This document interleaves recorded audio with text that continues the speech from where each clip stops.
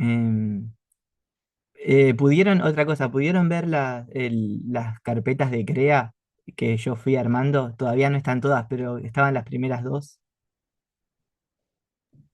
Sí, yo estuve ahí leyendo un poco de la unidad 1. Está genial, perfecto, perfecto. Hoy va a ser la clase de la unidad uno y capaz que si no pudieron terminar de leer los textos de Eagleton o de Kaller, este, capaz que esta clase también como que ayuda a seguir leyendo si era muy árido o muy difícil, em, o incluso motiva a empezar a leer también, porque supongo que es bastante difícil leer por cuenta propia algunos textos que pueden ser un poco ahí pesados, pero bueno, esa va a ser un poco también la necesidad, porque por más de que tengamos todos los sábados clase, de todos modos no son las 8 horas presenciales que ustedes deberían tener.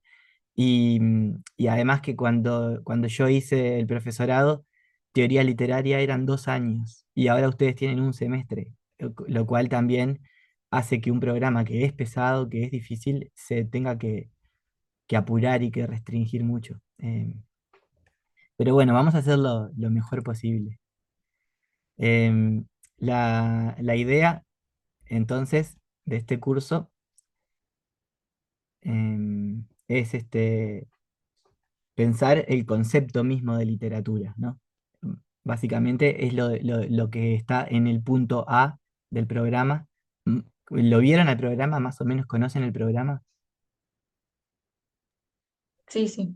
Sí, está. En la unidad uno dice literatura y su definición, ¿no? Bueno, y ahí hay todo un montón de conceptos que se pueden ir pensando. La relación entre la literatura y el lenguaje, que viene a ser como su materia de lo que está hecho. En ese sentido están todas las llamadas como hipótesis de inmanencia o inmanentistas, las que definen a la literatura según el uso del lenguaje que hace, que sería distinto del lenguaje común y corriente, del lenguaje diario. Después otros dicen que eso no es razón suficiente para definir a la literatura como literatura, y hay todos unos debates más entre esas dos posiciones, como la más inmanente y la más social. No, literatura es lo que una sociedad dice que es literatura y punto. Muchas veces por definiciones de poder, de dominación, de ideología, y no de algo que es natural en el texto, como su uso del lenguaje. Y hay un montón de argumentos de los dos lados. Eh, Hoy la idea que vamos a ir viendo un poco de Eagleton y de Kaller es ver qué argumentos de ambos lados hay para empezar a pensar este debate sobre la literatura como un fenómeno que es una definición puramente social y la literatura como algo que tiene una esencia. La esencia es una palabra que no encaja del todo, pero que tiene algo intrínseco, algo que lo hace, independientemente de nuestros juicios, literatura que tiene que ver con un uso particular del lenguaje. Por ahí vendría la discusión del día de hoy. Bueno, en disciplinas literarias también dice el punto A, que la idea es un poco separar teoría literaria de otras cosas que son muy parecidas, crítica literaria, historia literaria. Eso ustedes lo van a tener más, por ejemplo, en la materia que se llama Corrientes, que creo que está en cuarto, ¿no? Ahí ustedes en Corrientes van a tener algo más parecido a historia literaria. Camila, ibas a decir algo. Ya tuvimos el año pasado un semestre. Ah, sí, ¿tuvieron Corrientes? Yo pensé que era más tipo de cuarto. Ah, bueno, está, genial. Perdón, ustedes corríjanme todo lo que sea del programa actual porque yo no estoy muy familiarizado con el programa, con el plan, quiero decir, y los programas, por lo tanto. Y capaz que cosas que yo di en un año, ustedes las van a dar en otro. Está todo bastante acomodado diferente. Em, sí, sé que tuvieron literatura antigua también, ¿no? Greco-latina, vamos a decir, y, y algo de medieval. Eso está bueno, porque la clase siguiente que vamos a ver, discusión entre Platón y Aristóteles, la poética de Aristóteles, va a estar bueno que ustedes ya conozcan por lo menos lo que es tragedia, lo que es epopeya, ¿no? Em, Bueno, siguiendo un poquito con esto del programa, ¿no? En el punto B, entonces, ahí ya vamos a ir directo a la poética de Aristóteles, los conceptos de mímesis, como el arte que fue pensado tradicionalmente como una imitación tanto de la naturaleza, como de las acciones humanas. Em, Después, bueno, mismo texto literario y función poética. Para ver esta idea de función poética vamos a leer a Roman Jakobson, em, y, y ese esquema y esos conceptos que él tenía sobre las distintas funciones que el lenguaje tiene. Una de ellas, de las 6 que plantea, sería la función poética y en buena medida cómo se relaciona también con la función metalingüística. Eso, algunas de las cosas que veamos hoy, hola Brian, bienvenido. Algunas de las cosas que veamos hoy se van a relacionar más adelante y siempre vamos a estar volviendo también. Bueno, géneros literarios. Buen día. Buen día. En teoría literaria también va a ser importante que podamos distinguir claramente géneros literarios y, y figuras retóricas. Para eso hay un diccionario de retórica y poética que es el de Elena Beristain. Yo eso lo voy a subir todo también. Hay muchos diccionarios que van a valer la pena eh, imprimirlos, encuadernarlos o comprarlos si es posible encontrarlos y pagarlos, porque esos les van a servir a ustedes para toda la vida, para toda la profesión. Pero sí, hay que tener un diccionario de retórica y poética, un diccionario de símbolos, un diccionario de mitología griega y romana. em, Hay algunos muy buenos, yo después eso. Muchos están en PDF, así que los voy a subir, como digo, pero, pero esas cosas que las van a usar toda la vida, en algún momento estaría bueno comprarlas en libro. Y lo otro es poder imprimir y encuadernar. Em, Ahí hay unos ruidos en mi cocina. Si saltan mis gatas o lo que sea por acá, voy a tener que hacer una pausa para ponerlas en orden. Pero bueno, porque las gatas ustedes saben cómo son. Eh, Después hay otros puntos, lectura y crítica. Eh, Dentro de este programa de teoría literaria, la idea no es solo ver cuestiones en abstracto, sino que podamos comentar algún texto literario para ver cómo lo que vimos en general en las teorías se puede aplicar en particular a algún comentario. Em, y, y bueno, entonces después dice evolución de la teoría literaria entre los siglos XX y XXI. Ahí va a ser importante em, además de las teorías clásicas, eh, con teorías clásicas me refiero a todo lo que vamos a ver de la antigüedad. em, lo que va a ser importante es ver cuando se empezó a pensar la teoría literaria como una ciencia del lenguaje, del formalismo para adelante y, y sobre todo de la segunda mitad del siglo XX para adelante, cómo se asocia con la filosofía y con la política. Y ahí es importante la deconstrucción, el feminismo y todas otras lecturas que tratan de hacer de la teoría literaria también una teoría política. Este, Ocurre hasta el día de hoy. O sea que en el final del programa la idea va a ser ver cómo la teoría literaria se, se combina y se fortalece con el cruce con otras disciplinas, em, y que tiene otros fines también, además de describir qué es la literatura.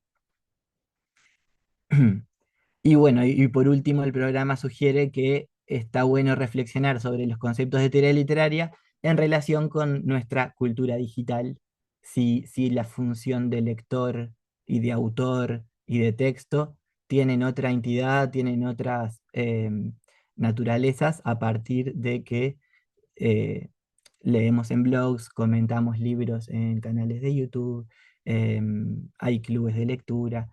Si la cosa no se movió un poco y no hay que pensarla en algún otro sentido, a partir de que vivimos en una sociedad que está súper atravesada por la cultura auditiva y visual, y qué lugar le queda a a la literatura en todo eso, si es que cambió, si es que en esencia se mantiene igual. Es toda una materia de debate.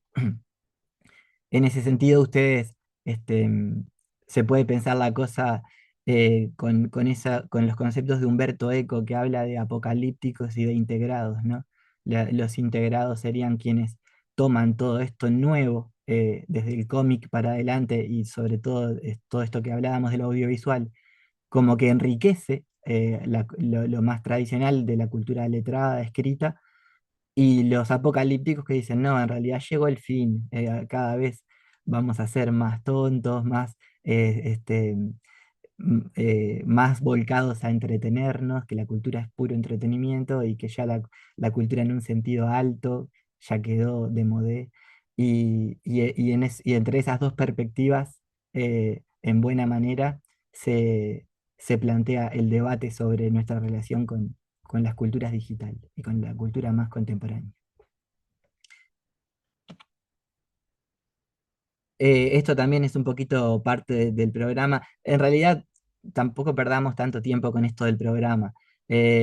Básicamente, ¿qué se espera de nosotros? Bueno, entender que la literatura, como disciplina y las diferencias con otras disciplinas, teoría literaria, crítica literaria, historia literaria, qué es la función poética, cuáles son, para nuestro trabajo como docentes, reconocer toda una serie de tropos, de figuras retóricas, que son herramientas fundamentales para el análisis de los textos literarios, etcétera, etcétera. Más o menos lo que venimos hablando.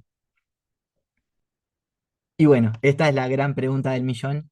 Ni en la clase de hoy ni en todo el curso vamos a poder responder a esta pregunta con algo definitivo, sobre todo porque tampoco resulta ser el objetivo, sino que nosotros tenemos que tener en claro que esto es un problema, y casi diría un problema sin solución.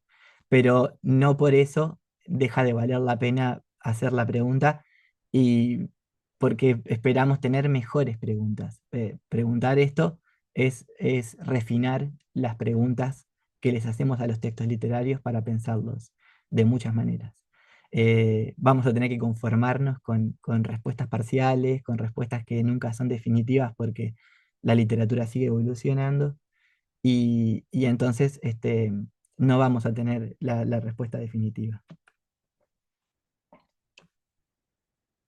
Bueno, la pregunta además se ha planteado de otros modos, no solo es qué es la literatura, qué hace literatura a la literatura, y ahí hay un poco esto de la hipótesis social que les comentaba. La literatura no es tanto algo en sí mismo, natural, objetivo, sino que hacemos literatura a la literatura al darle esa categoría, y además darle esa categoría ya implica que se la empiece a mirar con otros ojos. Muchas veces las instituciones hacen eso. Bueno, nosotros en el liceo vamos a hacer eso. Lo que le demos a los alumnos como literatura, ellos lo van a pensar como literatura. Em, y algunas veces, quizá podemos trabajar textos que estrictamente no son literarios. Una carta que un escritor le escribió a otro escritor es distinto que un cuento que un escritor hizo. Nosotros podemos pensar esa distinción. Ahora, si nosotros trabajamos esa carta porque tiene una, incluso en su origen tuvo como una función más práctica, ¿no? Este escritor vivía lejos de esta otra, y le quiere decir algo, le escribe una carta, ¿no? Tuvo una función pragmática, por ejemplo. Y hoy en día capaz que la podemos leer, ajena o fuera de contexto de esa función pragmática que cumplió, y lo leemos más como texto literario. Entonces, si van cambiando las funciones con el tiempo, em, la pregunta es, ¿hay una esencia o una naturaleza de la literatura? Bueno, después la otra pregunta tiene que ver con un adjetivo que es la literariedad. Y eso fue más la búsqueda del formalismo ruso, por ejemplo. No es tanto qué es el texto literario, qué es la literatura, sino qué es la literariedad. Sería como em, esa categoría o cualidad que hace literario a un texto literario. Bueno, y después esa pregunta que yo les había anticipado hace un rato, ¿lo decide la sociedad o tiene que ver con aspectos intrínsecos al texto? Y ahí es que están estas dos hipótesis en los extremos, y en el medio toda una serie de cosas. Hoy, por ejemplo, vamos a ver a Eagleton y a Kaller. Terry Eagleton está mucho más desde el lado de la hipótesis social, y Kaller problematiza ambas, aunque Eagleton también problematiza ambas, y termina por decir que es un poquito de una y un poquito de otra. La diferencia es que Eagleton termina por decir la hipótesis social es la más convincente. Voy muy rápido, ¿vamos bien? ¿Sí? Cualquier cosa ustedes me paran y hacen una pregunta o lo que sea, o si no me hacen así con el dedito y seguimos. Bueno, Terry Eagleton entonces, una introducción a la teoría literaria. em, es un libro del 83, del año 83, entonces lo vamos a mencionar primero. El de Jonathan Caller es del 97.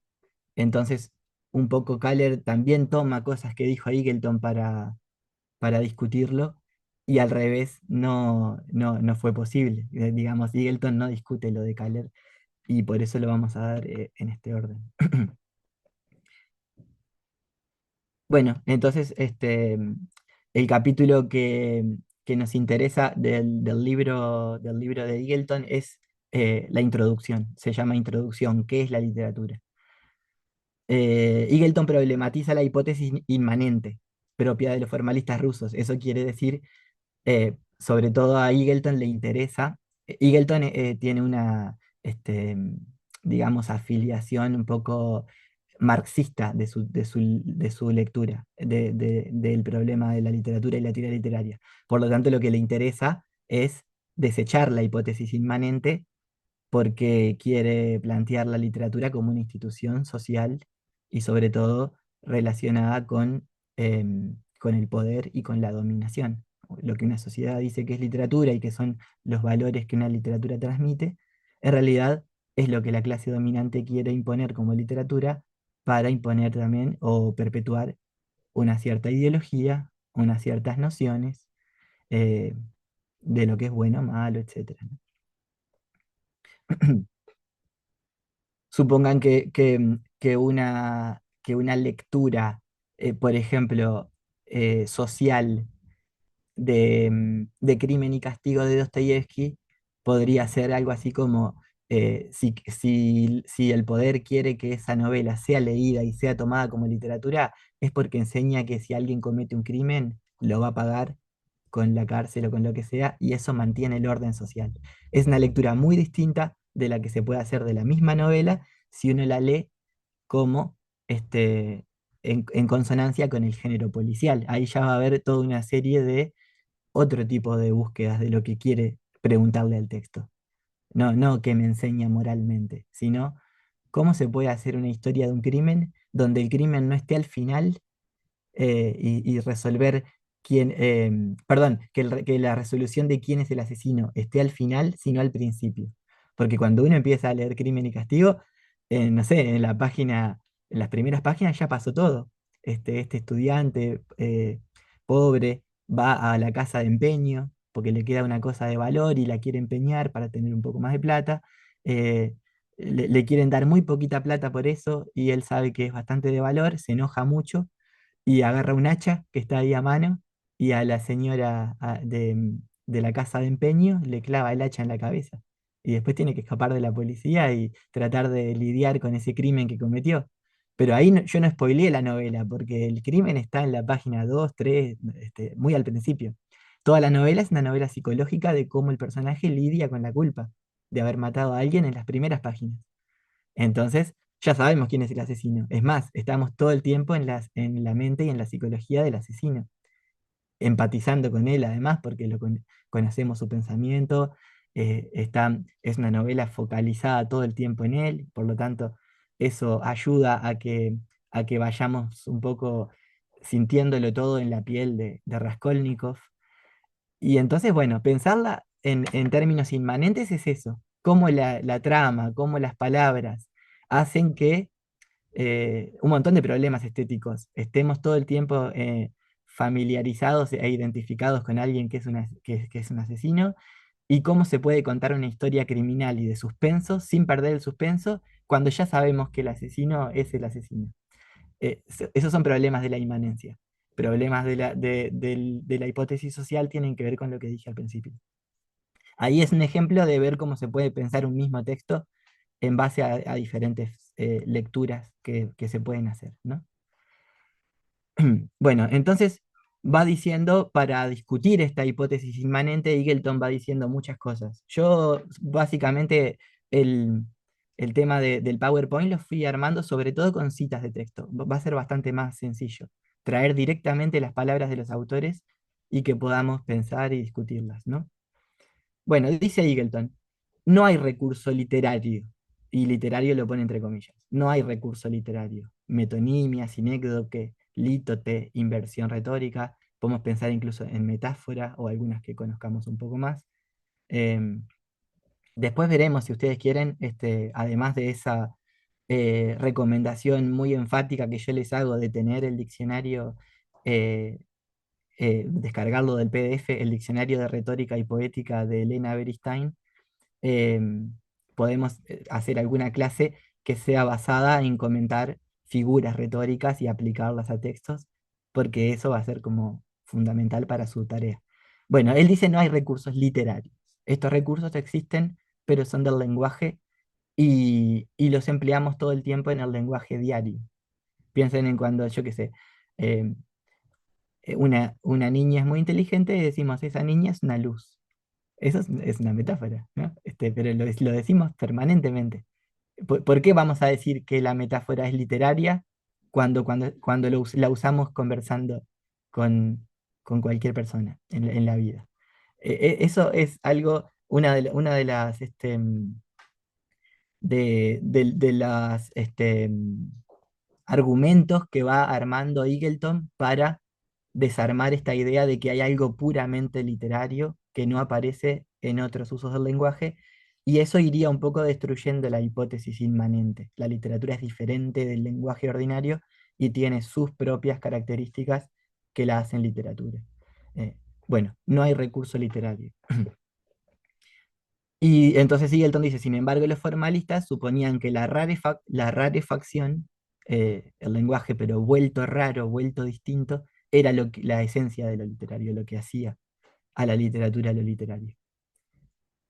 Siempre que quieran comentar algo, intervenir, simplemente avisan y prenden el micrófono y hablan. Hasta acá vamos bien, ¿sí? Y después Eagleton plantea unos problemas que el formalismo tiene, que esta hipótesis inmanente tiene. El considerar la literatura como lo hacen los formalistas equivale a pensar que toda literatura es poesía. ¿Por qué dice eso?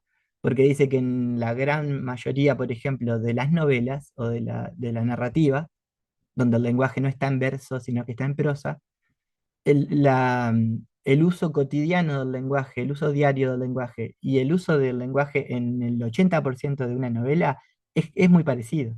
Cuando hay diálogos entre personajes, hablan como hablamos en los diálogos en la vida.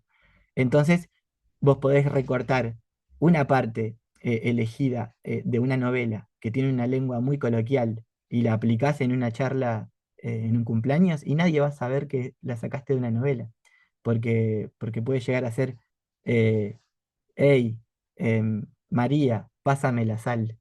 Y María, pasame la sal, lo podemos decir en la mesa y nadie va a saber que sacamos esa frase de una novela.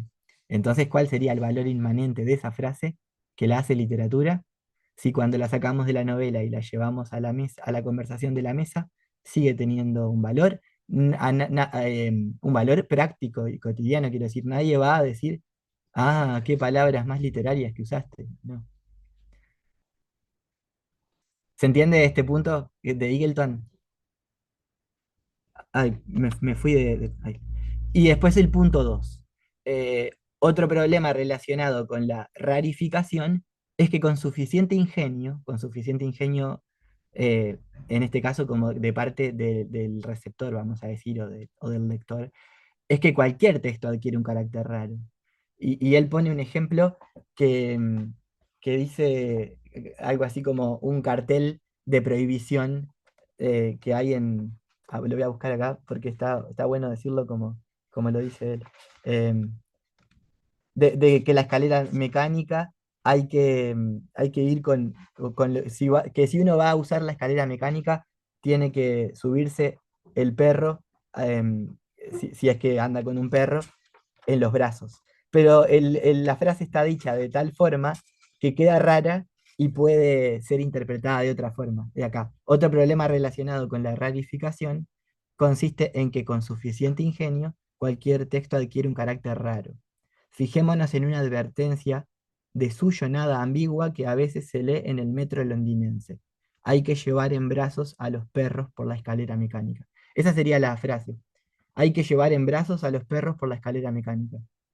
Eh, y entonces, si uno es lo suficientemente malicioso y no quiere entender la frase en lo que supuestamente quiere decir de forma evidente, la puede leer y decir, pero entonces es obligatorio que para usar la escalera mecánica tengo que tener un perro en los brazos y le podés buscar vueltas para que sea rara, ¿no? Entonces, en ese sentido, es que dice Eagleton, no es que la literatura rarifique el lenguaje. Uno, si es malicioso y no quiere entender las cosas colaborando con el sentido más o menos evidente que te están diciendo, podés encontrar segundas interpretaciones y terceras en cualquier cosa, no solo en la literatura.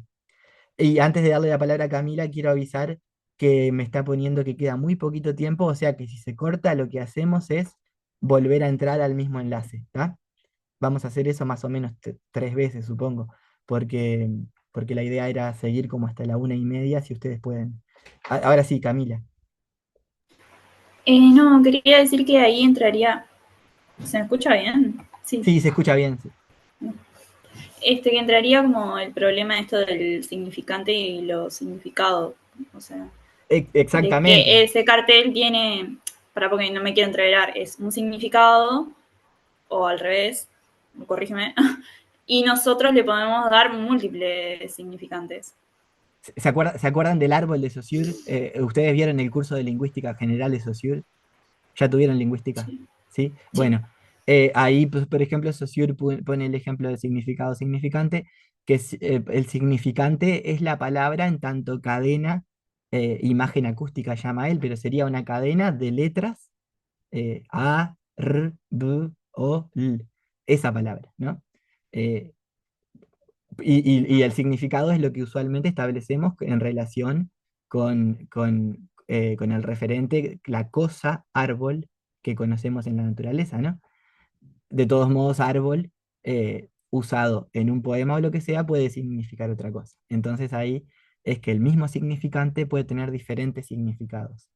En ese sentido es que el vínculo que estás haciendo tiene que ver con eso, ¿no? Em, está bueno que ustedes manejen más o menos cuestiones de lingüística porque van a ser bien importantes para entender mejor los problemas de teoría literaria. Pero sí, Camila, hay mucha relación entre lo que vos decís, la distancia entre el significante y el significado, la relación que tienen, que es arbitraria, dice Saussure, si se acuerdan, no hay nada que naturalmente relacione a la cosa árbol con la palabra a, r, b, o, l. Uno de los argumentos para entender eso claramente es que en otros idiomas no se dice árbol, se dice de otra forma, y la cosa es la misma. Entonces, em, eso ya implica em, que no hay una relación natural entre la palabra y la cosa, que siempre es arbitraria. Eh, Entonces, bueno, estos dos puntos Eagleton los maneja para discutir la hipótesis inmanente y lo principal del formalismo. Nosotros vamos a dedicar una clase a formalismo ruso para ver también, por lo menos desde mi punto de vista, que Eagleton hace una lectura un poquito como antojadiza del formalismo y lo simplifica para discutirlo fácilmente y llevar agua para su molino, vamos a decir, para la idea de la literatura según la hipótesis social.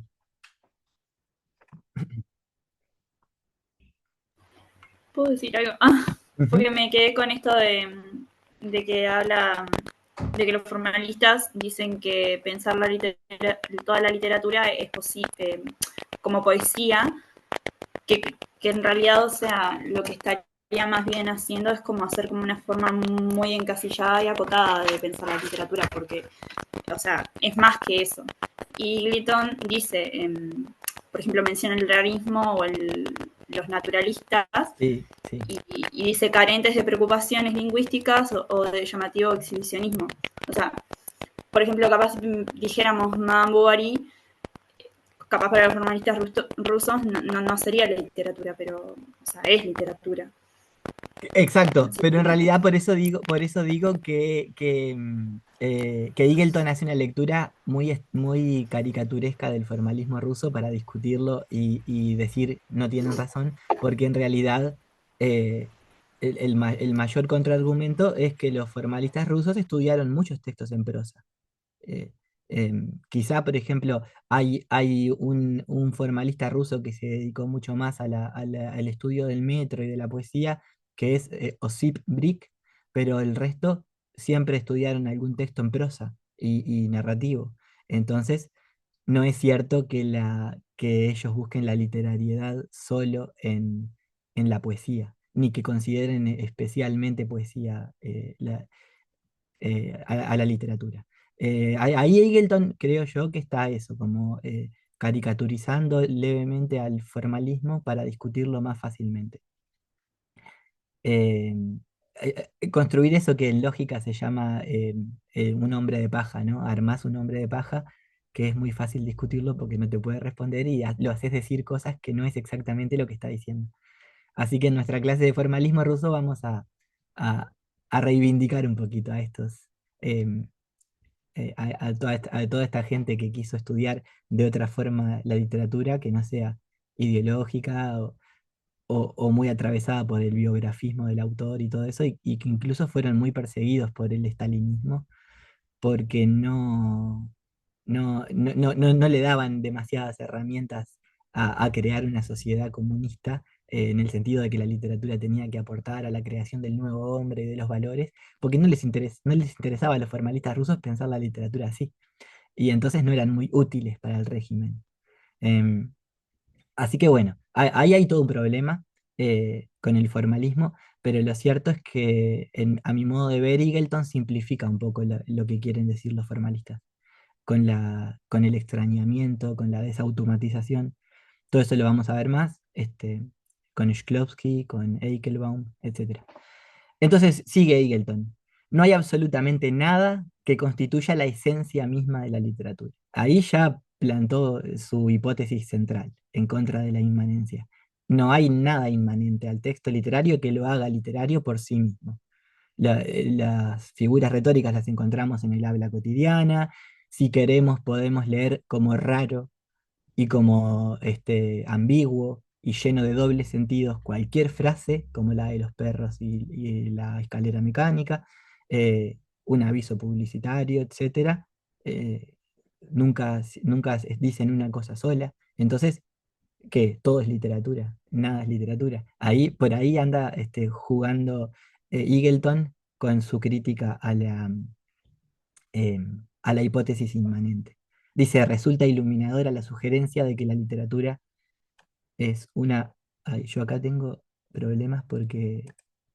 Ah, ahora sí. Ustedes me siguen viendo porque yo lo que tuve que hacer es minimizar para poder leer mi propia presentación. Resulta iluminadora la sugerencia de que literatura es una forma de escribir altamente estimada, pero encierra una consecuencia un tanto devastadora, dice. Significa que podemos abandonar de una vez por todas la ilusión de que la categoría de literatura es objetiva, en el sentido de que de ser algo inmutable, dado para toda la eternidad. Cualquier cosa puede ser literatura, y cualquier cosa que inalterable e incuestionablemente se considere literatura, Shakespeare, por ejemplo, pongamos por caso, puede dejar de ser literatura. Ahí se pone súper polémico, ¿no? Eagleton, porque a partir de decir nada nos garantiza en el lenguaje escrito en una obra literaria que ese texto sea literario, de ahí pasa a afirmar que Shakespeare no podría dejar de ser literatura o, no, o puede ser leído de otra forma. Em, yo qué sé, se puede leer Jaca, grabar. Ahora sí, retomamos entonces.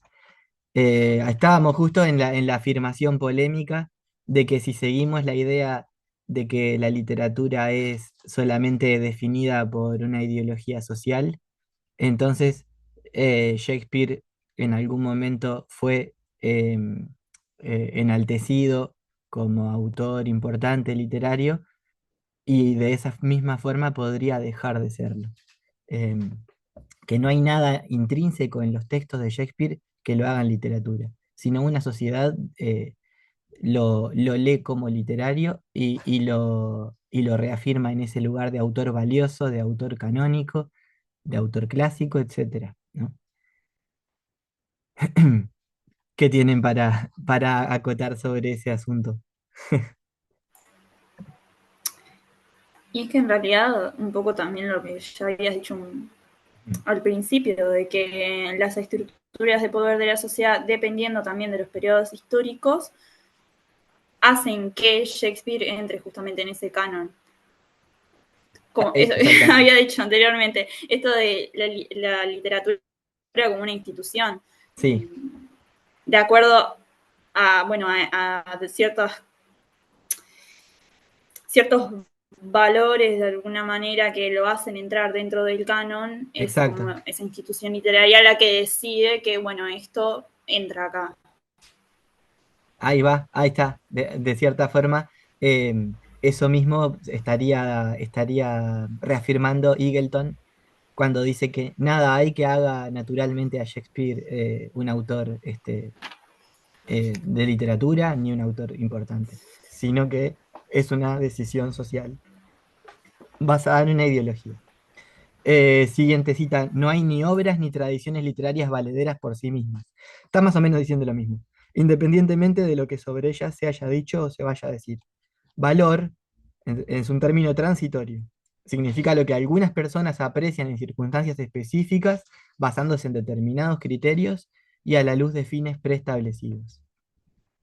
Esto, por ejemplo, lo vamos a ver un poco mejor en la clase que viene, em, pero, por ejemplo, se consideraba en Grecia antigua a la tragedia como un género más valioso que la comedia, en el sentido de que era más alto el lenguaje con el que se escribía y con el que luego hablaban los actores que interpretaban a los personajes, y porque también representaba seres mejores que nosotros, más altos que nosotros, Edipo, rey, o Prometeo, dios, son personajes más mejores que nosotros, más altos que nosotros, que la media que estaba de espectador en esa tragedia, y por lo tanto, bueno, reflejaban mejores valores, mejor arete. ¿Se acuerdan del concepto de la virtud del arete?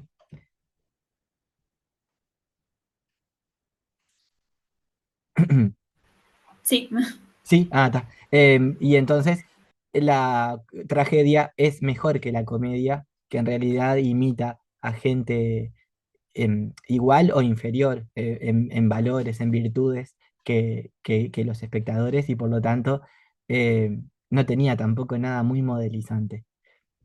Quizás, por ejemplo, si uno le pregunta a cualquier persona hoy, cuando va a ver algo del teatro, prefiere ir a ver una comedia porque busca otras cosas, en entretenerse, pasarla bien, ir con un amigo, con una pareja, reírse, y que en todo caso le puede llegar como a arruinar la cita, ver algo que es más triste o más para llorar, y por lo tanto ahí habría una inversión, ¿no? En el público griego antiguo prefería la tragedia que la comedia por el fin social que se le otorgaba a cada género, y hoy ese esquema podría estar invertido en base a que para un público bastante amplio entretenerse es mucho más valioso que llevarse un cierto mensaje reflexivo, filosófico, que puede ser asociado a lo aburrido, ¿no? No sé si con este ejemplo dejo un poco en claro esta idea que dice Eagleton de que no hay, que el valor es un término transitorio que tiene que ver con circunstancias específicas, determinados criterios y a la luz de fines preestablecidos. ¿Les parece que hace sentido ese ejemplo que di con esta idea de Eagleton? Sí. Bueno, seguimos entonces.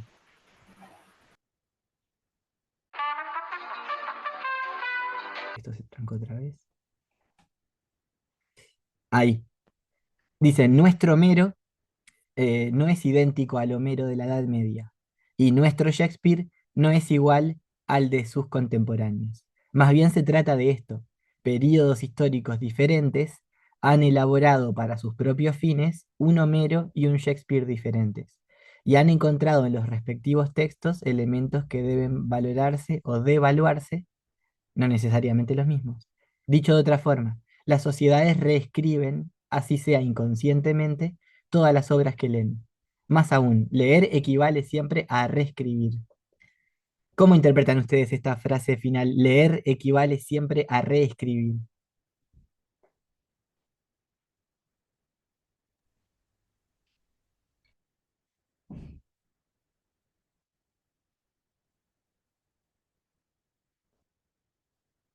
Chan. No me dejaba levantar la mano, no sé por qué.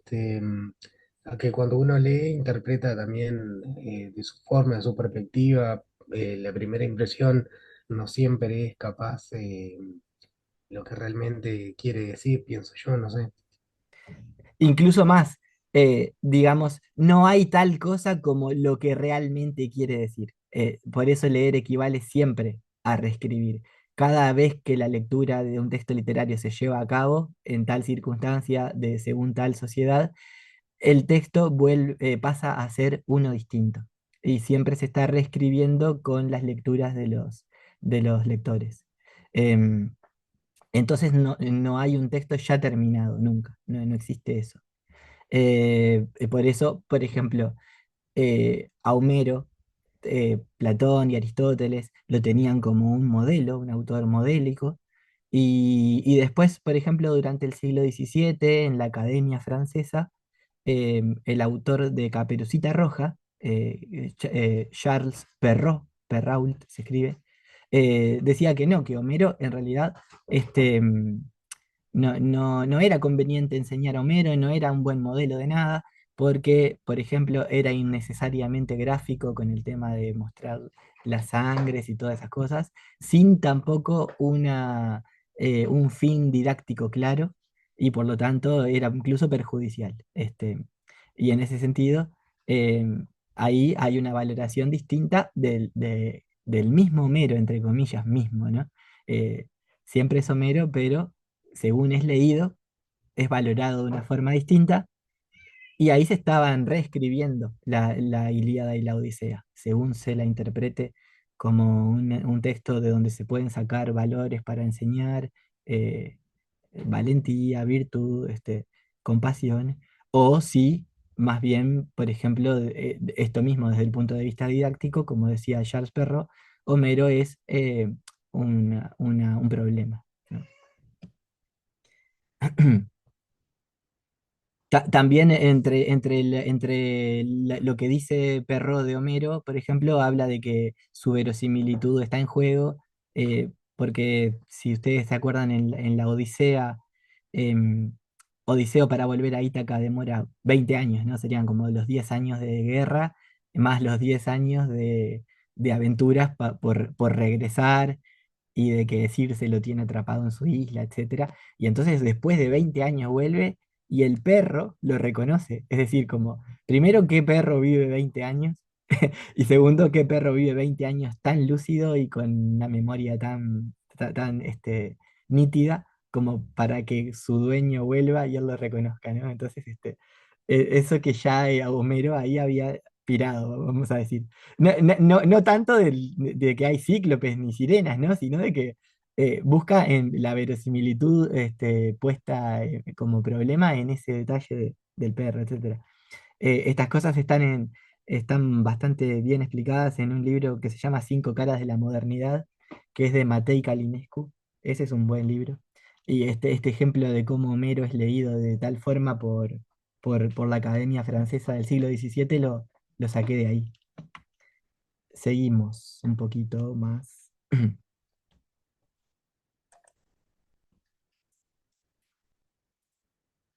No sé, me está costando pasar Ah, ahora sí. Los intereses son elementos constitutivos de nuestro conocimiento, no meros prejuicios que lo ponen en peligro.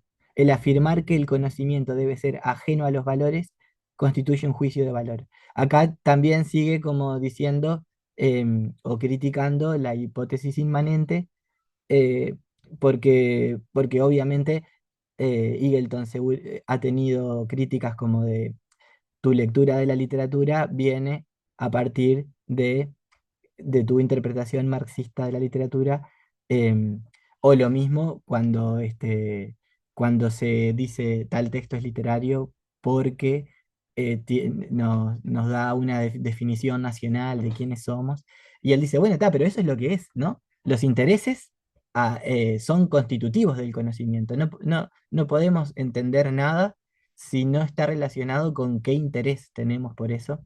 eh, y que no hay un conocimiento en sí, no hay un conocimiento ajeno a los intereses políticos, sociales que el ser humano tiene para conocer tal cosa. Y que por lo tanto no es algo a devaluar eso. Sí, todos al intentar conocer la realidad, estamos mediados por nuestra intención de tal cosa. Y entonces los intereses son eh, intrínsecos al acto mismo de conocer algo. Cuando se dice, no, vamos a hablar objetivamente de tal cosa, sin mezclar la política, sin mezclar los valores. Eagleton dice, eso no existe, ¿no? Vieron que hoy en día que está muy de moda, yo por lo menos a los chiquilines se los escucho mucho, decir, te tiro un facto y dicen esto. O sea, como que no es opinión, es facto como planteado de tal forma que no se discute, que ya está como un saber establecido más allá de nuestros intereses. Y por lo general todos tienen que ver con algún interés, de decir que esto es un facto porque me conviene o porque me deja mejor parado, que si eso no fuera un facto. Entonces lo que dice Eagleton básicamente es eso. No hay hechos en sí, lo que hay es este, personas que permanentemente construyen cierto conocimiento a partir de los intereses que tienen de que ese conocimiento sea el hegemónico, el dominante. Dale, Camila. Que él hace un ejemplo con esto de los estudiantes de Cambridge, Sí, que a el ver, decilo. profesor va y le lleva distintos textos, pero sin decirles el autor.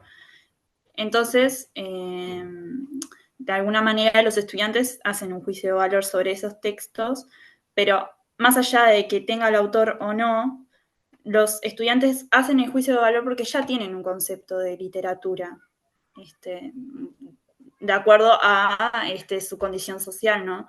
Que, bueno, que van a una institución, digamos, como, no sé cómo decirlo, como que de sociedad alta y eso, y entonces como que está, no Claro, sé si me explico. no, sí, te explicás clarísimo Es como que pongan a Borges allá abajo y no sé, se me ocurre, no sé, que me pongan a Manuel Puig allá arriba, no sé si me explico. sí, tal cual, sí, sí.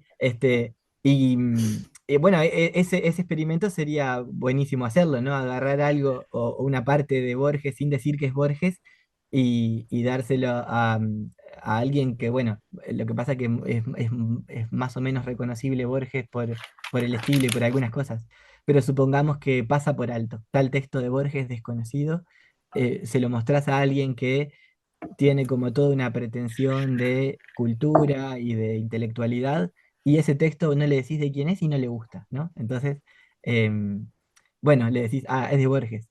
Ay, no, va a decir como que el error es de él, ¿no? Porque en realidad no podría haber dicho que algo que escribió Borges este, eh, es malo. Eso lo vamos a ver un poquito mejor en un rato cuando entremos con Jonathan Kaller y, y veamos lo que él llama el principio de cooperación hiperprotegido. Así que como vamos a volver un poco a esta discusión sobre lo que valoramos está asociado a lo social, y no a lo inmanente del texto mismo, eh, creo que lo vamos a entender un poquito mejor cuando Kaller hable de eso. Entonces, bueno, avancemos un poquito más. Entiendo por ideología, y esto está bueno, que, mm, que como Eagleton dice, la literatura es ideológica, la literatura tiene que ver con los intereses de la sociedad, de que algo sea literario o no. Está bueno que ponga, digamos, todas las cartas sobre la mesa y defina ideología.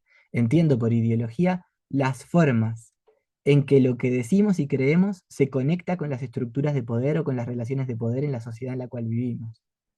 Em, ¿No? Bueno, decimos tal juicio de tal cosa, eh, no sé, yo qué sé, después de tal hora no se puede salir a la calle.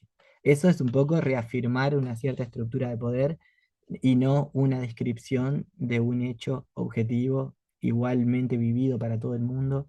Eh, por ideología no entiendo nada más eh, criterios hondamente arraigados, si bien a menudo inconscientes. Me refiero muy particularmente a modos de sentir, evaluar, percibir y creer que tienen alguna relación con el sometimiento y la reproducción del poder social. Esto es importante, lo de sentir también, por ejemplo, ¿no? O percibir. No es que el ejercicio del poder sea siempre que alguien viene y te pone un arma en la cabeza y te diga vos tenés que vivir de esta forma, sino que uno lo internaliza también a la hegemonía y a los valores dominantes. Y la literatura para Eagleton siempre ha sido un instrumento de internalización de ciertas formas de sentir o de percibir o de evaluar una situación. Eh, Capaz que en algo como tan eh, quizá pueden pensar ustedes tan banal como, bueno, un primer beso en una cita, ¿no? Se da, no se da, quién lo tiene que dar. Ahí la literatura ha generado todas unas formas, si quieren, digan romantizadas, sino idealizadas, de cómo debería ser un primer acercamiento, que es mágico, que tiene que ver con que justo está cayendo la lluvia en un paralelismo psicocósmico. No sé si manejan el término paralelismo psicocósmico. em, pero bueno, hay toda una imagen de la escena ideal con la cual el primer beso debería ser dado, que nos la inculcó la literatura, las novelas de amor, etcétera.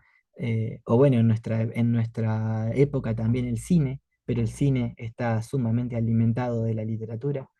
Entonces, en realidad, no estamos educados de una forma de sentir literaria de cómo debería ser el correcto primer beso, y que en realidad eso no es un hecho, podría perfectamente ser un beso totalmente banal.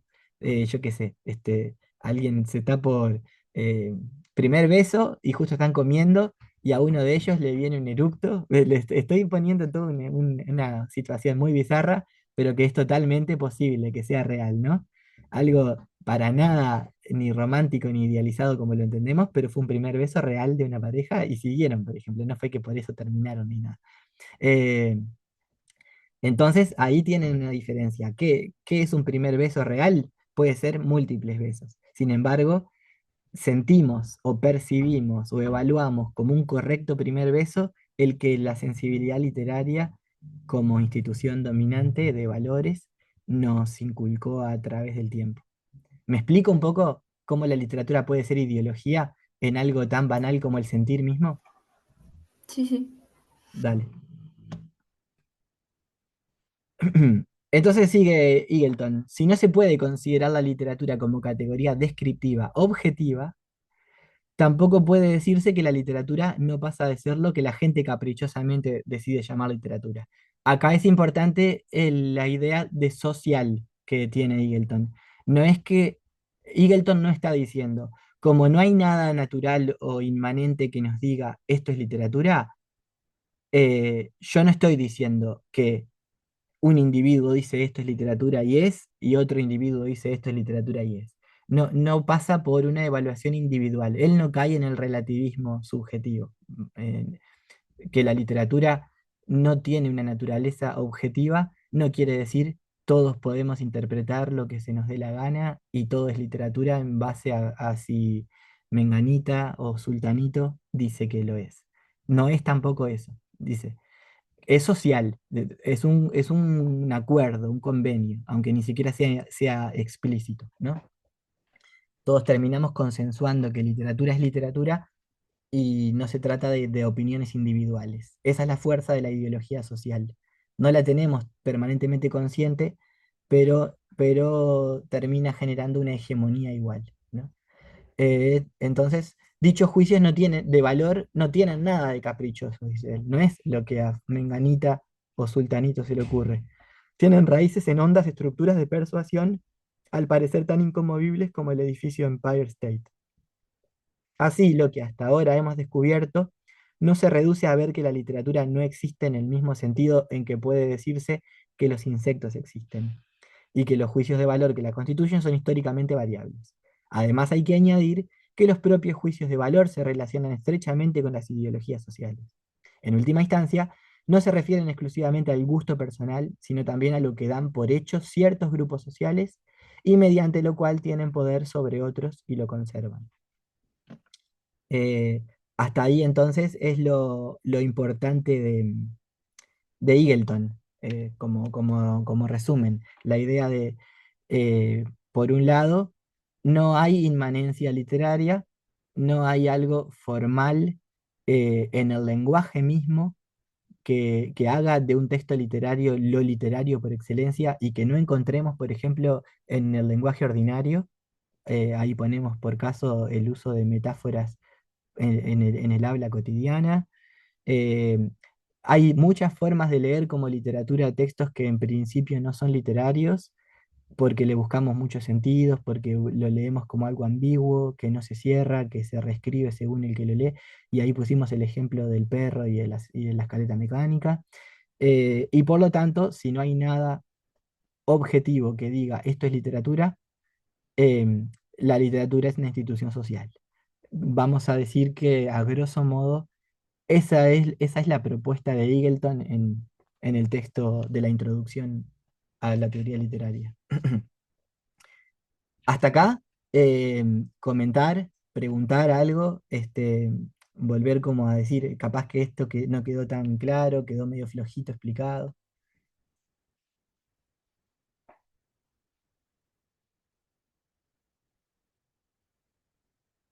O si les parece, pasamos a Jonathan Caller. Sí, creo que quedó bastante bien explicado todo. Está, genial. Vamos a Jonathan Caller, su breve introducción a la teoría literaria del 97. Empieza, el capítulo es el 2, ¿no? Porque el uno es algo así como que es la teoría, y ahí, si bien da un pantallazo, me parece que el capítulo más jugoso es este segundo. Entonces dice, ¿qué es la literatura y qué importa lo que sea? Ya la pregunta cambia, ¿vieron? Porque son dos preguntas encerradas en una. Bueno, ¿importa? Dos razones, incluso dice él, de por qué quizá ni siquiera importa definir la literatura. Uno, la propia teoría literaria entremezcla elementos de diferentes disciplinas. O sea, eh, vamos a estar buscando la literariedad con elementos de filosofía, con elementos de teoría política, y por lo tanto ahí todo queda más mezclado, ¿no? Y también dice ¿por qué sería importante entender lo que es lo literario y la literatura si siempre vemos que hay elementos de literariedad en textos no literarios? Ahí tiene un punto de acuerdo con Eagleton, con esto que acabamos de ver del ejemplo de tener el perro en los brazos cuando se usa la escalera mecánica. Em, porque porque justamente se pueden encontrar elementos de literariedad en textos no literarios. O la metáfora, este niño es una luz, para decir que es muy inteligente. Y entonces también discute algunas de las hipótesis con Terry Eagleton. Dice Jonathan Caller, uno siente la tentación de abandonar y concluir que es literatura lo que una determinada sociedad considera literatura, un conjunto de textos que los árbitros de esa cultura reconocen como pertenecientes a la literatura. Desde luego, una conclusión como tal es totalmente, perdón, ahí quedó escrito satisfactoria, pero en realidad debería decir insatisfactoria. Creo que ahí fue un error mío de tipeo. Una conclusión como esta es totalmente insatisfactoria, dice el texto. No resuelve la cuestión, solo la desplaza. En lugar de preguntarnos qué es la literatura, debemos preguntarnos ahora que es lo que nos impulsa a nosotros o a los miembros de otra sociedad a tratar algo como literatura. Acá ya empieza entonces a discutir a Terry Eagleton, ¿no? Eagleton dice, si no hay nada objetivo en el texto literario, entonces siempre es algo social, eh, definido socialmente a partir de una ideología implícita con fines a reproducir las dominaciones, las relaciones de poder. Eagleton dice, bueno, perdón, Kaller dice, bueno, pero si eso es así, la pregunta no queda respondida. Simplemente la trasladamos a qué es lo que hace que una sociedad diga, este texto es literario porque me permite reforzar una cierta hegemonía discursiva y de poder y otro texto no.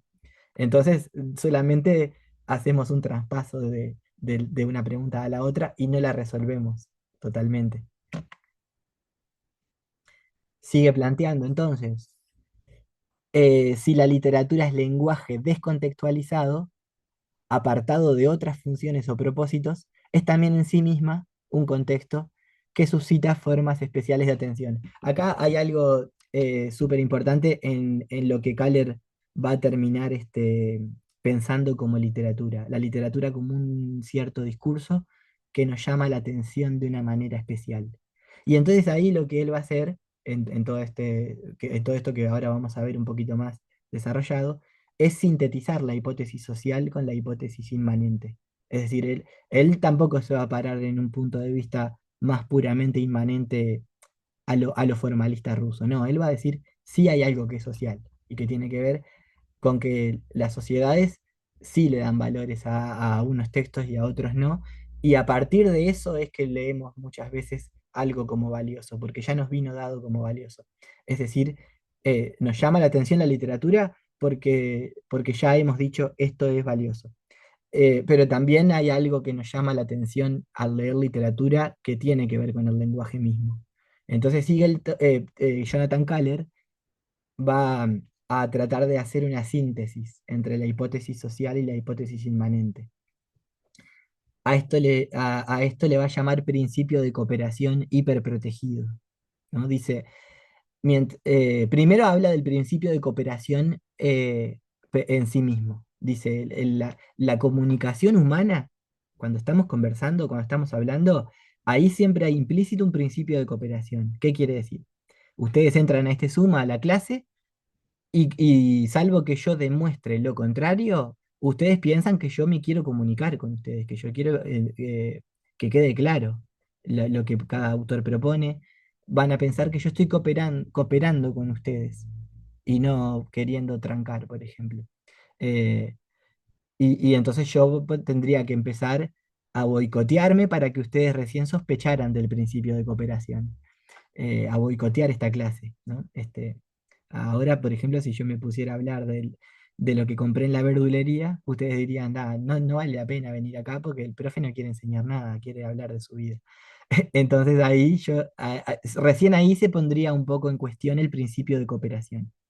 Pero de base, porque la sociedad funciona de esta forma, entendemos que la comunicación tiene un principio de cooperación implícito. Si vamos a hablar es porque presuponemos que el interlocutor va a cooperar con nosotros para entender un mensaje, para llegar a una cierta verdad o lo que sea. Dice entonces, en literatura, el principio de cooperación está hiperprotegido. Siempre vamos a considerar que un texto literario eh, coopera con la comunicación, incluso cuando es hiper difícil. Nunca vamos a decir, Faulkner escribe mal o no me quiere decir nada porque el ruido y la furia es muy difícil de leer. Vamos a decir, en todo caso, no es momento para mí este libro, pero no vamos a desvalorizar el libro como mensaje porque no está cooperando, o aparentemente no estaría cooperando. Casi nunca vamos a dudar del principio de cooperación en la literatura, y por eso está hiperprotegido. La literatura como institución hiperprotege el principio de cooperación de la comunicación, porque es un libro que está millones de veces editado, publicado, porque muchos críticos dijeron es la gran obra maestra, como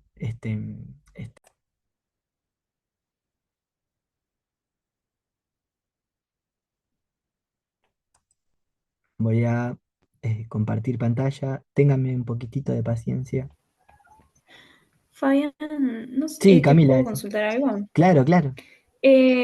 Capaz, capaz todavía lo estás pensando, pero no sé cómo irías a evaluar el curso como para tener una idea. Eh, O que cómo pretendías evaluar. Sí, lo que vamos a ir haciendo es subir tareas a CREA, que van a ser de diferentes tipos. Alguna vez, por ejemplo, será escribir algo más ensayístico y otras veces quizás será algo mucho más aplicado a una tarea concreta. Pero sí, pero vamos a tener que trabajar mucho con CREA en ese sentido. Y, y bueno, y eventualmente eh, ahí vamos a tener que hablar nosotros también de posibles encuentros presenciales, sobre todo ya sé que no hay parciales ahora, pero sí estaría bueno que hagamos por lo menos dos pruebas más o menos abarcativas de lo que vamos leyendo. Es decir, para la primera va desde definición de literatura, Kaller, Eagleton, Aristóteles y no sé qué, y para la segunda prueba la otra parte, y ahí hacemos algo más presencial y más abarcativo, como un escrito tradicional, cosa que bueno, que también tengamos esa instancia un poco más definitoria de evaluación, pero en realidad este, la evaluación siempre tiene que ver con una totalidad, ¿no? Participar acá es evaluado y hacer las tareas de CREA que voy a ir subiendo. Lo que pasa que primero lo que quería era eso, encontrarme con ustedes y que haya alguna clase antes de yo poner alguna actividad. Este, Así que no sé si te respondí, pero me parece que sobre todo No, no, vamos a no. hacer actividades de CREA. Sí, sí, me parece que está, no, o sea, hablo así por todo, como dicen. Pero creo que para mí está bien. Incluso con las otras materias también hacemos, por ejemplo, en cuanto a las pruebas, dos instancias de prueba, porque claro, una se te junta todo y es Claro, no, mucho. no, es como un examen al final. Sí, nada, eso. Y entonces también estaría bueno con ustedes como poder coordinar qué sábados podría yo viajar de mañana a Maldonado y hacer una clase eh, más o menos tempranera. Digo porque yo después tengo que volver a Montevideo y de ahí viajar a Las Piedras, porque los sábados a las 5 de la tarde entro al Liceo 1 de Las Piedras. Pero entrar a las 5 ahí quiere decir que yo tengo que estar más o menos al mediodía o a la 1 yéndome de Maldonado. Entonces, si vamos a juntarnos algunos sábados, estaría bueno que fuera, por ejemplo, de 9 a 12 o algo así. Eh, y sería como eventualmente, no sé si podemos hacer algo así como tres o cuatro capaz, encuentros presenciales. No sé cómo la ven, ustedes coméntenme qué les parece esa idea. A mí me parece que está bueno. Hay un compañero que está cursando gramática también, esa semipresencial, Claro, eh, que tiene creo que le quedan dos encuentros presenciales. Digo, para tener en cuenta que no se le transponga el horario. Creo que es a las 12 igual, pero no sé, justo estaba acá y se fue. claro. Y los otros, o sea, el tema de la asistencia y eso, porque hay compañeros que trabajan y demás. Eso no corre asistencia. Bueno, en realidad yo justamente eso lo pregunté en la administración. Y realmente a mí lo que me dijeron fue medio como que queda a criterio tuyo. Entonces, a partir de ahí, yo no me parece tan valioso em, ponerme ahí a controlar, porque esto en realidad es como algo que fue muy improvisado, ¿no? Entonces, ustedes son un grupo presencial, no deberían estar teniendo clases virtuales, eh, y entonces no me parece tampoco justo. Poner Claro. un sábado 11:30 de la mañana y empezar a ver quién entra y quién no. Lo que sí Claro. no tengo otra chance es de que ustedes tienen que hacer las tareas de CREA y todo eso y llevar las lecturas, porque es mi única forma de evaluar, ¿tá? Ujú. Además, eh, al quedar grabadas las clases, que alguien no haya entrado en tiempo y forma no quiere decir que se haya perdido la clase. Entonces, eso ya implica que la asistencia es muy relativa. Si alguien vio la clase en diferido, también asistió de alguna forma. Entonces, Claro. no me interesa a mí pasar la lista porque sería solo una penalización, vamos a decir. Em, lo otro sí es importante. Bien. ¿Tá? Bueno, a ver si podemos avanzar un cachito más con esta cuestión de los... eh,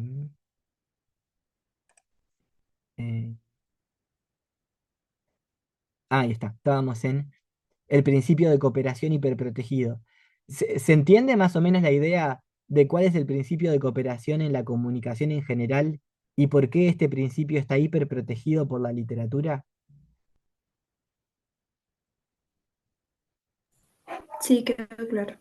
¿Sí quedó claro? Está genial. La literatura entonces como institución social, que no es algo que Jonathan Kahler descarte del todo, eh, sino que sí existe, quizá no tiene la predominancia que Eagleton le da, pero sí existe.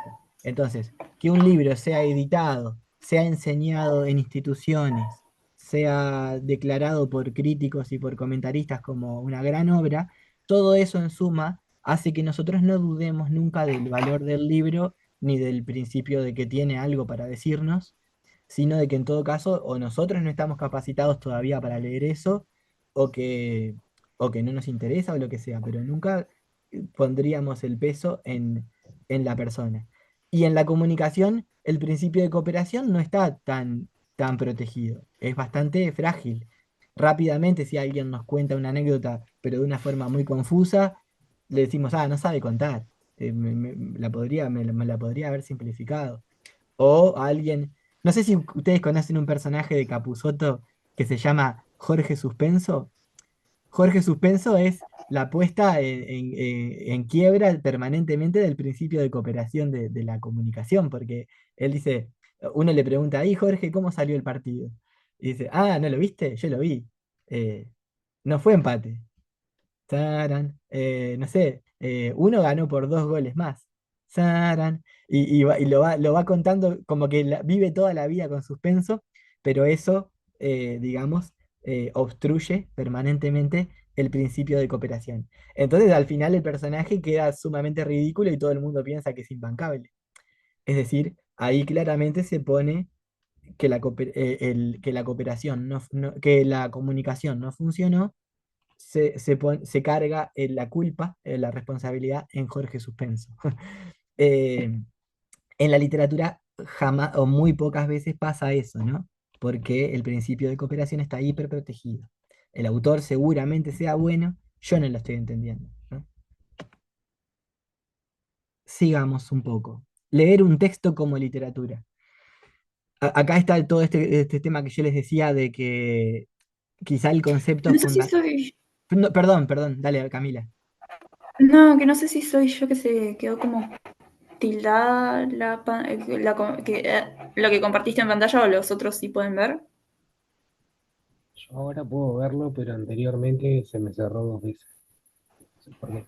Ah, perdón, no sé si yo toqué algo mal, pero si ahora lo pueden ver ya me alegra. Ahora A mí sí. me aparece lo primero, introducción, que es la literatura, lo primero que habíamos visto. ¿Y a los demás les aparece leer un texto como literatura? No, me parece la diapositiva 7, introducción. Sí, eso te no te lo voy a decir. Ah, a ver, entonces voy a poner escape y desde la diapositiva actual, ahora. Ahí, sí, sí, sí. Bien, Ahora bien. sí. Ah, está, genial. Leer un texto como literatura. Entonces, por acá se pone Kahler entonces a decir em, quizás su idea fundamental, que es, nosotros leemos la literatura como literatura, pero no solo, como diría Eagleton, porque la sociedad de cierta manera lo impone, sino que el discurso literario también suscita un cierto tipo de atención por el lenguaje que tiene. Y es entonces que, que Kahler se enfoca mucho más o se inclina más por sintetizar o hacer como una simbiosis, una unión entre el principio, en lo que al principio llamábamos la hipótesis social y la hipótesis inmanente. No es solamente por convenciones sociales que un texto es literario. Hay algo cuando uno lee literatura que le presta una atención distinta que cuando uno lee una receta de cocina, ¿no? No es lo mismo leer un poema que una receta de cocina, no porque la sociedad me lo haya impuesto al poema como literatura y a la receta de cocina no, sino porque el poema mismo hace algo con las palabras y que me genera cosas a mí cuando leo que la receta no. Eh, Creo que ahí entonces, no sé, Incluso, creo que es interesante la cuestión esta de que la atención, sí le prestamos atención a los textos literarios porque la sociedad los impone como literatura, pero también nos llama la atención un poco inmanentemente. Está bueno lo que hace Kahler de querer combinar. Camila. perdón, No, no, no. que incluso ahora estaba pensando también esto por ejemplo, María Negroni con El corazón del daño, que, o sea, ella hace toda una autobiografía en partes, digamos, de las cosas más fundamentales de su vida. Y claro, o sea, a otras personas dicen, bueno, está contando su vida, esto no es nada, no es Claro, nada, pero en sí en realidad tiene más valor o el mismo valor tal vez que si estuvieras leyendo otro texto y, y nada, que va un poco con esto, con lo que tú dices, no sé, lo pensaba por ese lado. sí, a mí me parece que lo que estás diciendo, por ejemplo, me interesa el ejemplo tuyo y puede, a ver si me permitís plantearlo de esta forma. ¿Nunca les pasó de ir por la calle y que les vienen a pedir plata? Y entonces la persona que te pide plata te hace como una historia de su vida para que vos le termines dando plata. Ahí dice, bueno, no, porque yo vengo no sé, vengo de Durazno y ahora mi madre me echó de mi casa y estoy en situación de calle. Y entonces te hace una autobiografía más o menos resumida y su intención es pedirte plata. Entonces ahí la utilización de la autobiografía tiene una finalidad pragmática primero y no tanto estética. No te vas a fijar en si te la cuenta bellamente y cómo organiza la trama de ese relato, sino que más bien no le vas a prestar el mismo tipo de atención que al corazón del daño leído como autobiografía. Porque primero, quien dice su autobiografía busca otra cosa, busca un fin pragmático, y uno quiere escapar un poco de esa situación también, seguir caminando, porque capaz que no solo es contarme la autobiografía y pedirme plata, sino que capaz que se puede convertir en un robo, no sé, uno se pone nervioso. O sí escucha la cuestión y le tiene piedad, pero está mucho más cercano a una atención distinta. La literatura nos suscita una atención distinta que cuando alguien nos cuenta su vida, pero con una finalidad de pedirnos plata en la calle. Con ese ejemplo me parece que queda más claro el cierto tipo de atención que la literatura. El corazón del daño además también nos va a servir para otra cosa que dice Kahler, que es que la literatura se basa en modelos, pero también los trata de romper. Porque, ¿qué género literario es El corazón del daño? Es ensayo, es novela, es poesía, es todo junto, ¿no? Por ahí Sí, va a venir de vuelta como buen ejemplo el tema de María Negroni, porque Kahler dice que la literatura a la misma vez se basa en moldes establecidos, pero busca siempre romperlos y hacer algo nuevo. Pero por ahora el cierto tipo de incluso atención. ahora, Y Camila. perdón, No, no, dale, que dale. incluso se me vino ahora a la mente la parte esta que ella cuenta cuando se muda para Estados Unidos, de las cartas que le manda la madre, y bueno, hace todo un análisis, ¿no? resumidamente que, ay, mi gato me va a romper. Luna, Bueno, ahí es cuando la vida perdón. cotidiana. Ay, No, es que no, está operada. Está operada y no la puedo dejar salir afuera porque no puede no, salir. claro, sí, sí, sí, sí.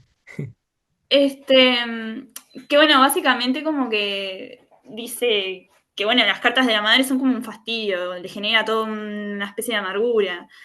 Y claro, y si alguien viene y me dice, mira mira los mensajes de texto que me escribió mi padre, y hace, bueno, que le genera cierta incomodidad o lo que sea, obviamente no va a ser lo mismo que leer lo de María Neroni que esa persona que me viene a contar. No, Exacto. Es más, o sea, va por ese lado, sí, sí. sí, sí. Que la literatura es una forma de lenguaje que nos suscita a nosotros cierto tipo de atención que quizás más o menos lo mismo, puesto en otro contexto, no nos suscita, ¿no? O no me interesa tu historia de vida, o quiero escaparme porque la estás usando para pedirme plata o para que yo te tenga piedad y no sé qué. Que era el otro ejemplo que habíamos manejado. Entonces, bueno, ahí quizás eso, un puntito para Kaller por traer esta cuestión de la atención que funciona muy bien el concepto de cierto tipo de atención para sintetizar la hipótesis social con la hipótesis literaria.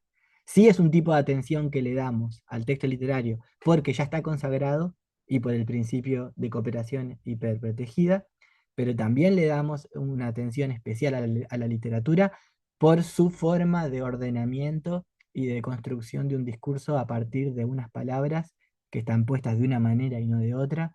Y entonces es una combinación muy original y muy interesante de la hipótesis social y de la hipótesis inmanente. Pero bueno, entonces, dice, ay, perdón, me pasé. ¿El lenguaje? ¿Hay acaso maneras especiales de manejar el lenguaje que nos indiquen que lo que leemos es literatura? Porque obviamente que ahí está el asunto, que también es el asunto de la literariedad y que Eagleton rápidamente descartó, diciendo, no hay nada solamente del lenguaje que esté en los textos literarios y no esté en la vida. Y Kaller se hace la misma pregunta, a ver, para buscar las puntas que tiene esta pregunta. ¿Hay acaso maneras especiales de manejar el lenguaje que nos indiquen que lo que leemos es literatura? ¿O por el contrario, cuando sabemos que algo es literatura, le prestamos una atención diferente a la que le damos a los periódicos y en resultas encontramos significados implícitos y un manejo especial del lenguaje? Entonces acá Kaller plantea algo interesante que es no estaremos ante el problema del huevo y la gallina, lo que se llama el huevo y la gallina, ¿no? ¿Saben a qué me refiero? ¿Qué es causa y qué es consecuencia? Es decir, si la literatura nos llama la atención porque hay un cierto tipo de lenguaje usado de una determinada manera, o como a priori ya sabemos que lo que estamos leyendo es literatura, buscamos a propósito en qué posición están las palabras y que no lo buscamos nunca en un diario, en un periódico, en una noticia periodística de que hubo un choque de un auto con no sé qué, o cuando nos están enseñando a hacer una receta de tal cosa. Ahí no le prestamos una atención especial al lenguaje que están usando para hablarnos o para contarnos una noticia periodística, porque de antemano sabemos que no es literatura, o eso no es literatura porque no hay nada especial en el lenguaje. Bueno, ahí entonces hay el problema de la causa y la consecuencia. ¿Qué más va diciendo Kaller? Kaller empieza a plantear cinco hipótesis que usualmente han sido tenidas en cuenta para definir la literatura, y a todas más o menos le va buscando un problema. Dice Kaller, bueno, primero, se ha dicho que la literatura trae a primer plano el lenguaje, ¿no? La hipótesis inmanente, el formalismo ruso, etcétera. Y Kaller dice, bueno, pero ¿siempre es perceptible eso? Eh, Hace un rato poníamos el ejemplo de que supongan el 80% de una novela, todas las frases que componen esa novela, si las sacamos de contexto, pueden funcionar en una conversación común. Entonces, esas frases ¿qué tienen de literario? ¿Qué tienen por lo menos esencialmente, ese lenguaje no sería en sí mismo literario y solo literario? Y sin embargo, bueno, se ha dicho mucho, la literatura trae a primer plano el lenguaje. Entonces, ese sería un primer punto que Kahler discute. Obviamente yo ahora, por razones de tiempo y de la clase, estoy resumiendo mucho. La idea es que si ustedes estos dos capítulos no los leyeron, eh, estaría bueno que lo puedan hacer, digo con tiempo, porque ahora estos textos van a ir a la primera evaluación y la clase que viene ya tenemos poética de Aristóteles y algo de Platón, entonces para la clase que viene tienen que tener leído eso, pero no se queden solo con esta clase para Eagleton y Kahler. En algún momento va a ser importante la lectura directa de los ejemplos que ellos ponen y todo eso. ¿Tá? Bueno, segundo punto, la literatura integra el lenguaje. Esto es un poco más difícil de entender, pero la idea es que el lenguaje, ustedes tuvieron teoría gramatical, tuvieron lingüística, el lenguaje tiene muchos niveles, nivel morfológico, nivel léxico, nivel sintáctico, y la literatura lo que hace muchas veces es no decir este nivel va por un lado, este nivel va por el otro, sino que los hace juntos. En la poesía es lo más visible, ¿no? Que algo del orden del sonido, por ejemplo, la rima, tenga que ver con el sentido de lo que se está diciendo. O que algo del tipo gramatical se asocie con lo sintáctico y con el desarrollo del tema. No es lo mismo tal tema dicho con esta trama o con esta versificación, porque genera otras cosas estéticamente en la percepción del lector que dicho de otra forma. Traje dos ejemplos de esto de la literatura integra al lenguaje. Uno de Horacio Quiroga y uno de Idea Vilariño. En el cuento A la deriva, ¿ustedes lo leyeron, el cuento A la deriva? Sí. ¿Se acuerdan que está el tema de la mordida de la Yararacuzu y Paulino que busca sobrevivir?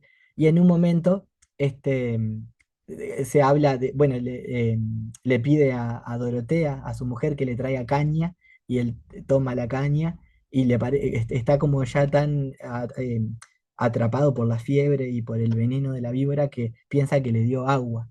Y dice, no, dame caña, te dije caña, no agua. No, no, es caña, Paulino. Y ahí se da cuenta de que está como muy, de que está en peligro, ¿no? De que él está tomando caña y no siente la fuerza que la caña debería hacerle sentir en la garganta. Y en un momento, entonces, como describiendo el estado de ánimo del personaje, Quiroga dice que tiene un ronco arrastre de garganta reseca. Y me parece que ese es un buen ejemplo de cómo los sonidos colaboran con el sentido de que la garganta está reseca, ¿no? El ronco arrastre de garganta reseca es como rrrr, y nos da la sensación, nos ponemos mucho más en la piel del personaje y en la sensación de algo que está raspando por el sonido de la R. em, Edgar Allan Poe, por ejemplo, al hacer la explicación del cuervo que él hace en la filosofía de la composición, em, ¿conocen el poema El Cuervo de Poe? Y yo sí lo vi en sexto.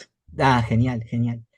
Em, Ahí cuando Poe explica, dice que él eligió la palabra nevermore como el estribillo que el cuervo dice todo el tiempo, nunca más, nevermore, nevermore, porque la O y la R son unos sonidos especialmente fuertes y quedan grabados en la memoria.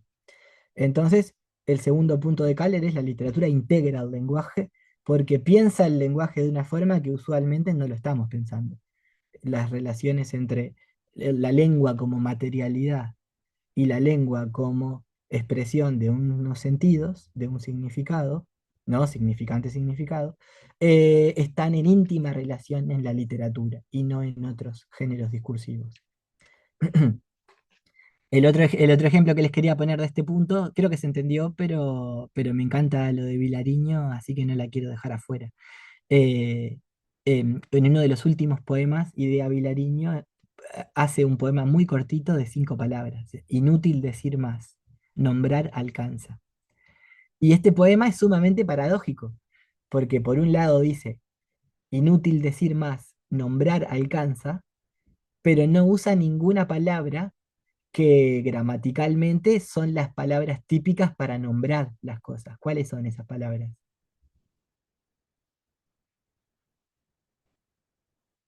Estoy preguntando. ¿Cuáles son las palabras? ¿Qué categoría de palabras usualmente utilizamos para nombrar las cosas?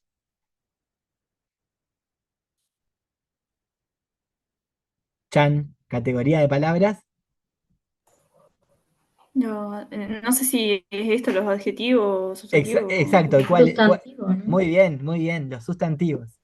Entonces, un poema que dice que nombrar alcanza, pero no usa ningún sustantivo, está trayendo una idea paradójica. Lo súper interesante de este poema corto de Vilariño es que trabaja con la paradoja.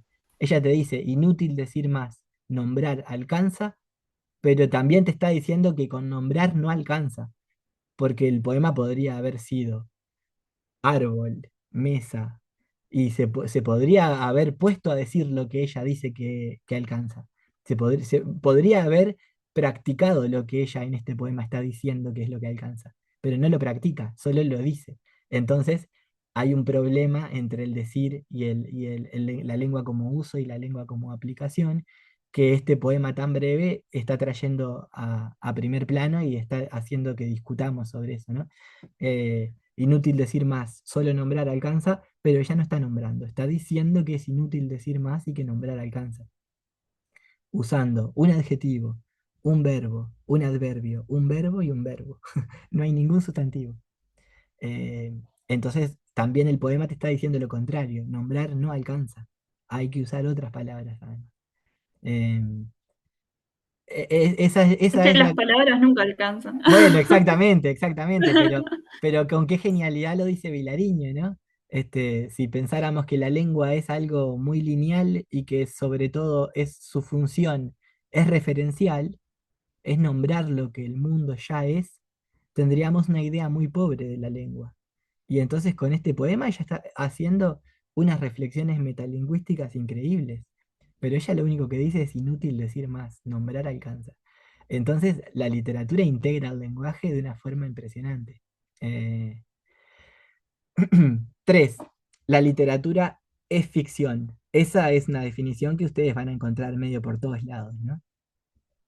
Y que obviamente también tienen que ver em, con algo que se puede problematizar. Que Kaller cuando trae estos 5 puntos, a todos, más o menos mientras ha avanzado en el razonamiento del capítulo, les ha encontrado también formas de criticarlos, ¿no? No es que él diga que Kaller está diciendo, estos 5 puntos son los que se dice, sino la teoría ha propuesto que estos 5 puntos suelen ser los importantes para definir la literatura, pero a todos en algún momento les va a encontrar algún punto débil. Así que está bueno entender que Kaller está más bien mostrando lo que ha sido la reflexión teórica a lo largo del tiempo y no lo que él está diciendo que es. En todo caso, si él va a concluir algo, tiene más que ver con esto del cierto tipo de atención, que es como el lenguaje, lo más importante que va a proponer a partir de su idea de literatura. Punto 3, la literatura de ficción. Esto es fácilmente también discutible hoy en día que hay muchos géneros de no ficción, pero que se leen como literatura. Eh, Eso ya desde la non-fiction novel, por ejemplo, A Sangre Fría de Capote, y en Argentina está lo de Rodolfo Walsh, Operación Masacre, todos basados en hechos reales, pero que además están escritos más como crónica que como otra cosa, y que la intención de los autores era dar un cierto testimonio real de lo que pasó realmente. Entonces ahí, bueno, y sin embargo hoy se leen como literatura. Entonces ahí también está, se pone en problematización cuál es la relación entre el mundo eh, real, referencial, y lo que un texto literario construye como mundo ficticio. O un poema, la diferencia entre el yo lírico y el yo real del autor real que está escribiendo eso, ¿no? Por ejemplo, Terry Eagleton, Kaller pone el ejemplo de García Lorca, el romance de, ¿cómo es? Ay, me sale el de la monja gitana, pero este es el otro, el de la casada infiel. Dice, y que yo me la llevé al río creyendo que era mozuela, pero tenía marido. Ese yo, obviamente ustedes ya lo saben, pero muchas veces está bueno destacarlo todo el tiempo cuando ustedes den clase en el liceo. No es García Lorca, los chiquilines muchas veces ponen, y García Lorca se la llevó al río y en realidad estaba casada. Y ahí enseguida hay que aclarar las distinciones entre los yo creados por la literatura, que son ficcionales, y los yo reales. Que no quiere decir que estén absolutamente divorciados, pero que no son la misma cosa y que muchas veces un autor joven escribe desde una perspectiva de un viejo o una autora mujer construye un personaje masculino y que es bastante verosímil y viceversa. Creo que hoy Camila mencionaba a Madame Bovary y hay bastante verosimilitud en el personaje de Madame Bovary como una mujer venida del interior de Francia, pero que tiene toda una serie de deseos que la sociedad reprime y que ella quiere vivir igual, con su fanatización por la novela rosa. Es muy verosímil. Y entonces, la literatura es ficción, eso es problematizable, pero también es importante destacar que eso en muchos casos hay que mantener la distinción entre realidad y ficción. ¿Qué tipos de relaciones tiene la ficción con la literatura entre la ficción y la realidad, quiero decir? Cuatro, la literatura es un objeto estético. Ahí se habla de la finalidad sin finalidad, la inmanencia. La literatura tiene como fin ser un objeto estético, que nos cambie la percepción, que nos parezca bello o feo. Eso es todo el terreno de la estética, sin un fin pragmático, sin un fin práctico. Este punto, por ejemplo, también puede ser puesto en discusión porque muchas veces la publicidad usa algo sonoro en el lenguaje o una rima para vender. Y en la época colonial, em, el lechero, el panadero, todos decían una copla para vender. O sea, el pan calentito para la muchacha y el muchachito. Lo inventé recién, pero había muchos de ese tipo donde usaban la rima para captar la atención y para vender el pan. Entonces, ahí la literatura estaba usada con un fin que no era una finalidad sin finalidad o un objeto puramente estético. Había todo un uso social de, de la literatura como algo pragmático. Incluso muchas teorías sostienen que el origen de la rima es una práctica de la llamada mnemotecnia. ¿Saben lo que es la mnemotecnia? No es recurso de memorias. Exactamente, para practicar la memoria, sobre todo en sociedades previas a la escritura, la rima fue fundamental para aprenderse muchas cosas de memoria, porque uno cuando se aprende la rima, ¿por qué uno se aprende una canción entera y la puede cantar entera? Pero si alguien te dice una cosa con la misma cantidad de palabras que una canción, nos va a costar muchísimo aprendernos lo que nos dijo, así en lenguaje común. Porque la música, el ritmo, la rima, son todos elementos estéticos, pero que contribuyen a una finalidad pragmática que es acordarse de algo. Y entonces, en ese caso, también el punto 4 es más o menos discutible. La rima nació con un fin totalmente pragmático, acordarse de discursos largos, cuando la escritura o no estaba socializada, o no estaba democratizada, o ni siquiera existía. Las sociedades no esperaron a tener escritura para tener poesía. La primera poesía es oral, y en general tiene métrica y tiene rima. No es porque fueran elitistas ni nada, sino porque eran recursos mnemotécnicos. El punto 5 es que la literatura es una construcción intertextual y autorreflexiva. Esto más o menos ustedes con esas palabras lo van a entender rápidamente.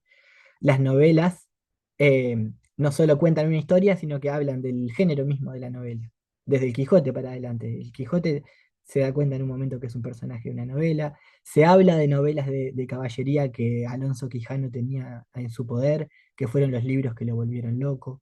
Em, es decir, la literatura permanentemente está, además de estar planteando una ficción, está discutiendo siempre sobre sí misma, sobre el lenguaje, sobre otros textos. Nada es inventado de la nada.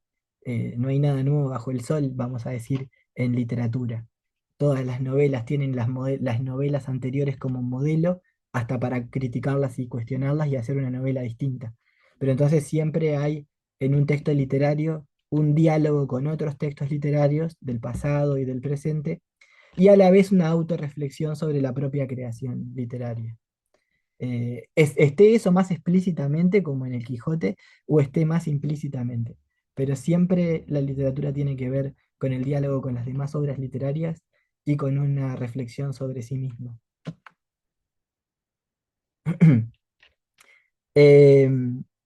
Bueno, está quedando muy poquito tiempo.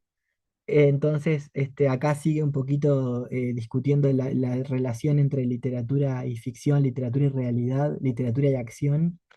em, y como que quiero dar un poquito un cierre, y entonces ustedes van a tener que leer los capítulos, ¿no? Em, por acá dice que la literatura eh, también para criticar la idea de Eagleton, no solo reproduce una ideología, sino que a través de la parodia y a través de la burla, siempre permite criticar la ideología hegemónica. Y que eso es algo que Eagleton no maneja, no trabaja. Este, Así que por ahí Kahler también se diferencia, dándole a la literatura algunas funciones sociales que no le había dado Eagleton, que dice que es para perpetuar la ideología y el poder. Y Kahler dice, bueno, un poco sí, y otro poco también la literatura siempre puede criticar eso que aparentemente está mostrando. Supongan que una novela muestra una escena de machismo. Puede ser que se muestre para evidenciarla y para denunciarla, o puede ser que se muestre para perpetuarla. Según lo leamos, es que la literatura está o no reproduciendo una ideología o criticándola. Me está poniendo que el tiempo restante es 1 minuto y medio, em, así que yo este PowerPoint también se los puedo subir a los materiales si ustedes quieren. Y, y bueno, esta es más o menos, era la idea que yo tenía de la clase. Eh, bueno, es un placer conocerlas y poder trabajar con ustedes. No sé como cierre, ¿quieren comentar algo? Un gusto también, profe. Bueno, genial, gracias. Bueno, eso, me quedó así un poquito cortada esta parte, pero como les digo, voy a subir todo esta ponencia. Así que nos vemos. Chau. Chao. Nos vemos, gracias. Gracias. Chao, profe, gracias.